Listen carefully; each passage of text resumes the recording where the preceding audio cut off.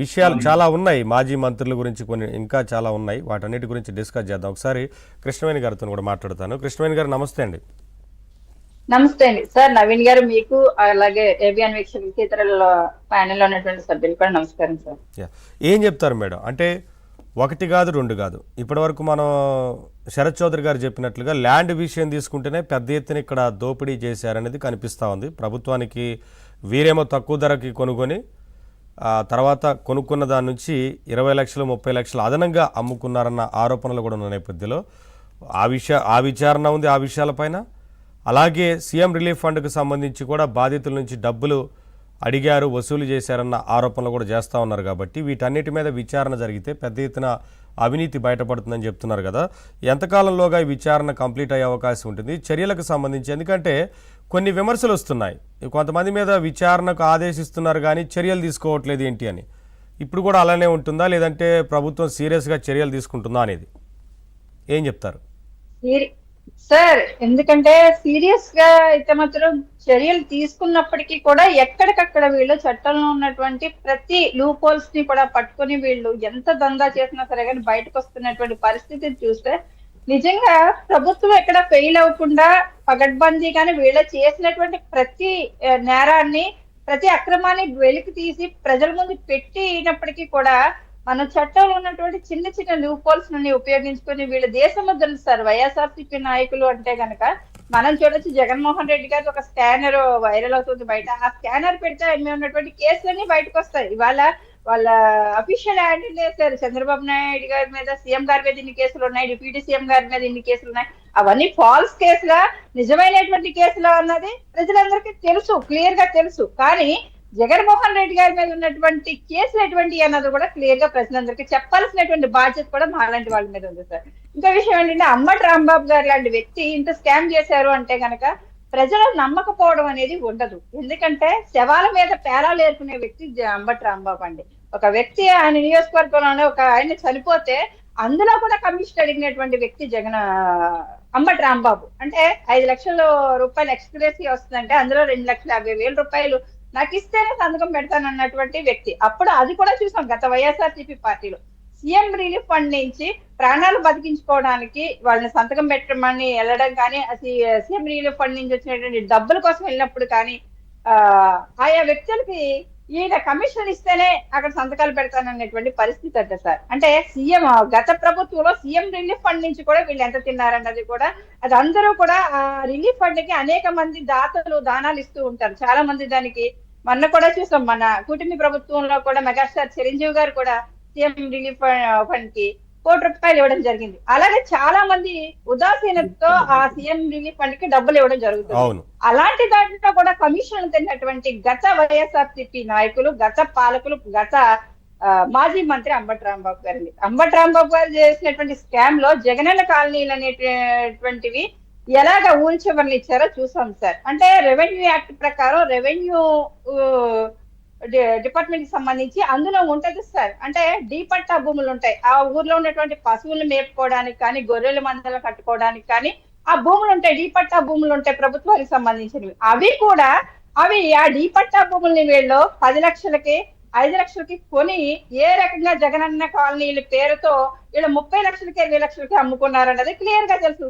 అక్కడ అంబటి రాంబాబు గారు చేస్తున్నటువంటి ఉదాంతం బయటకు వచ్చింది కాబట్టి. కానీ వైఎస్ఆర్సీపీ నాయకులు ఆ రోజు నుంచి కూడా దీని మీద మేము ఒక సర్వే చేపట్టాము, అది మా పార్టీకి కూడా పంపించడం జరిగింది. వీళ్ళు ఎంత అక్రమాలు చేశారన్నది క్లియర్ గా తెలుస్తారు. ఆ రోజు నుంచి ఈ రోజు వరకు మేము చెప్తున్నది అదే. 10 లక్షల రూపాయలు కొని 30 లక్షల నుంచి 40 లక్షల రూపాయలకి బిల్లులు పెట్టుకున్నారు వీళ్ళు. అక్కడ జగన్మోహన్ రెడ్డి గారికి ఎంత వెళ్ళింది, ఇక్కడ ఉన్నటువంటి మంత్రివర్గానికి ఎంత వెళ్ళింది, అక్కడ ఉన్నటువంటి ఎమ్మెల్యేలు ఎంత అంటే ఇందులో కూడా వారి అధినేతకు కూడా పంపించి ఉంటారని అనుకుంటున్నారా మీరు చెప్తున్న దాన్ని బట్టి చూస్తే? సార్ 100% కూడా జగన్మోహన్ రెడ్డి గారు ఆదేశాలు లేకుండా, జగన్మోహన్ రెడ్డి గారు ఈ స్కామ్ లో కుమ్మక్కై లేకుండా ఏ నాయకుడికి అంత ధైర్యం రాదు సార్. ఎందుకంటే 10 లక్షల రూపాయలు కొన్నటువంటి భూమిని 30 లక్షల రూపాయలకి 40 లక్షల రూపాయలకి వీళ్ళు బిల్లులు పెట్టుకున్నారంటే అందులో మట్టి తవ్వకాలి సార్. గ్రావెన్ తోలాలన్నా, అందులో మట్టి తోలాలన్నా సరే అందులో కూడా వీళ్ళ కమిషన్లు వాళ్ళే తీసుకునేవారు. వాళ్ళ వ్యక్తులకే కాంట్రాక్ట్లు ఇచ్చుకునేవారు. మళ్ళీ ఆ లేఅవుట్ చేయడం కోసం అది ఎక్స్ట్రా బిల్లు పెట్టుకోవడం. అంటే ఎకరం భూమికి అక్కడ 10 లక్షలకు కొంటే 60 లక్షలు బిల్లులు పెట్టుకొని తినేసినటువంటి పరిస్థితి గత వైఎస్ఆర్సీపీ పాలకులు సార్. ఇదంతా వెలుగు తీస్తే రాష్ట్ర వ్యాప్తంగా ఎంత స్కామ్ జరిగింది అన్నది కూడా క్లియర్ గా వస్తూ ఉంది. ఇవాళ అంటే మీరు అన్నట్లు అమరావతిలో అప్పుడు ఉన్నటువంటి ఓవరాల్ గా మొత్తంగా అసలు ఈ ల్యాండ్ విషయంలో ఏం జరిగింది, ఇక్కడ ఇచ్చిన అంటే ల్యాండ్ ఎక్కడెక్కడైతే అలాట్ చేశారో మొత్తంగా అసలు ఎక్కడ కొన్నారు, ఎంత తక్కువ ధరకి వీరు కొని మళ్ళీ ప్రభుత్వం దగ్గర ఎంత మొత్తానికి అమ్ముకున్నారు లాంటివన్నిటిని కూడా పెద్ద ఎత్తున ఉంది కాబట్టి ఇదొక విచారణ చేయాల్సిన అవసరం ఉంటుంది. క్లియర్గా మొత్తం డేటా రావాల్సిన అవసరం ఉంది కదా, ఓన్లీ అంబటి రాంబాబు విషయమే కాకుండా.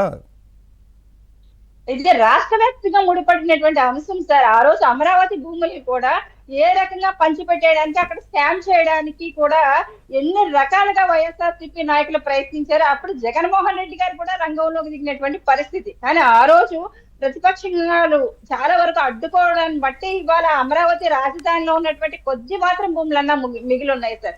అంటే ఈ విషయంలో అంటే ఈ భారీ స్కామ్ వెనక జగన్మోహన్ రెడ్డి గారి అస్తం లేకుండా అయితే మాత్రం 100% కూడా ఉండదు సార్. ఎందుకంటే జగన్మోహన్ రెడ్డి గారే దీనికి కర్త కర్మ క్రియ అయి ఉంటారన్నది మాత్రం మా ఆరోపణ మాత్రమే కాదు. క్లియర్ గా గ్రౌండ్ లోకి వెళ్ళి రిపోర్ట్ చేసినప్పుడు కానీ, అప్పుడు రిపోర్ట్ చూసినప్పుడు కానీ అవి మునిగిపోయేటువంటి చాలా చాలా చెరువుల్లో ఉన్నటువంటి స్థలాన్ని ఆ రోజు ప్రజలకు ఇవ్వడం జరిగింది. ప్రజల మీద కూడా ఒత్తిడి, అంటే మీరు వెంటనే కట్టేసుకోవాలి, వెంటనే కట్టేసుకోకపోతే కుదరదని వాళ్ళ మీద ఒత్తిడి తీసుకుని వస్తే ఏదో రకంగా భూమి వచ్చింది కదా, సెంటు భూమి అన్న ఇచ్చారు, ఇందులో కట్టుకుందామని అప్పులు పాలై ఇల్లు కట్టుకున్నటువంటి పరిస్థితి సార్. ఈ స్కామ్ అంతా బయటకు వస్తుంది, రేపొద్దున వీళ్ళ ప్రభుత్వం కూలిపోతుందన్న సంగతి ఆ రోజు వాళ్ళకి తెలుసు కాబట్టే అంత ఒత్తిడి ప్రజల మీద తీసుకుని వచ్చారు. ఇవాళ అక్కడ ఉన్నటువంటి భూమిని అరాకొర సెంటు స్థలం ఇచ్చారు. ఇవాళ కూటమి ప్రభుత్వం ఏకంగా పల్లెటూరులో అయితే 3 సెంట్ల వరకు ఇస్తుంది, టౌన్ లో అయితే సెంటున్నరకు మించిస్తున్నటువంటి పరిస్థితి. అంటే ఇవన్నీ కూడా ఒక రకంగా చూడాలంటే సార్, జగన్మోహన్ రెడ్డి గారు చేసినటువంటి స్కామ్ లో ఇప్పటికీ కూడా చాలా మంది కానీ కాదు కృష్ణవేణి గారు, ఇప్పుడు ఒక విషయం అండి, ఇన్నున్నాయి బయటకు వస్తున్నాయి, ఓకే, ఇప్పటికే కొన్ని కేసుల్లో విచారణ జరుగుతున్నా త్వరితగతిన చర్యలు తీసుకోవడం లేదు అన్న విమర్శలు వస్తున్నాయి కదా. ఇప్పుడు కొడాలి నాని విషయంలో ఇదే విమర్శ వస్తూ ఉంది, చర్యల విషయంలో ఎందుకు ఆలస్యం జరుగుతోంది అనేది.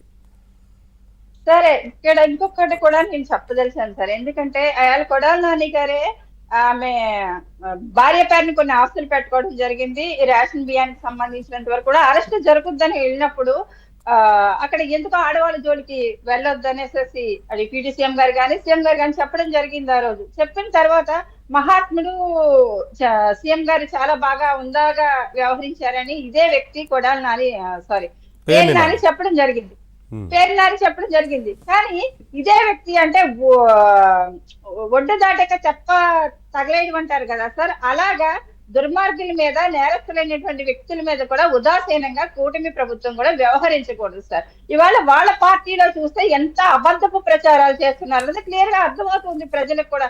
ఎక్కడా కొరత లేనటువంటి యూరియా కొరత అనేది ఒకటి రైతుల్ని గందరగోళానికి తీసుకువచ్చి ఈరోజు యూరియా కొరత అనేది వచ్చేసింది ఇక్కడ రాష్ట్రంలో అనేది ఎక్కడికక్కడ హల్చల్ చేస్తున్నటువంటి పరిస్థితి. ఎక్కడికక్కడ జిల్లా కలెక్టర్లు ఆయా వ్యవసాయ అధికారులు నెంబర్లు ఇచ్చి మీకు ఎలాంటి ఇబ్బంది లేదు, యూరియా కొరత అనేది, ఎరువుల కొరత అనేది లేదు, మీరే డైరెక్ట్ గా వ్యవసాయ అధికారులకు ఫోన్ చేయండి అని జిల్లా కలెక్టర్లు కూడా నెంబర్లు పెట్టి ఎక్కడికక్కడ మీడియాలో ఇస్తున్నటువంటి పరిస్థితి. అయినా సరే కానీ వైసీపీలో ఉన్నటువంటి కొంతమంది వ్యక్తులు ఎలా గలాటా చేస్తున్నారో క్లియర్ గా చూస్తున్నాం. బయటకు వెళ్ళి ఎలా హల్చల్ చేస్తున్నారు అంటే వీళ్ళకి కావాల్సింది ఏంటంటే విషయాన్ని తప్పుదారి పట్టించడం. అంటే కూటమి ప్రభుత్వం ఇప్పటి వరకు సూపర్ 6 అనేటువంటి పథకాలు ఇవ్వదు అని బలంగా వీళ్ళు తీసుకుని వెళ్ళారు. కానీ ఎక్కడికక్కడ పటాపంచలు చేస్తూ ఒక పక్కన అభివృద్ధి దిశగా ముందుకు వెళ్తూనే ఒక పక్క నుంచి ఎక్కడికక్కడ ప్రజలకు ఇచ్చినటువంటి సంక్షేమ పథకాలకు సంబంధించి అమలు చేస్తున్నటువంటి పరిస్థితి సీఎం చంద్రబాబు నాయుడు గారు. సరే, ఏదైనా సరే కృష్ణవేణి గారు, ప్రభుత్వం కూడా చాలా సీరియస్ గా ఉంది.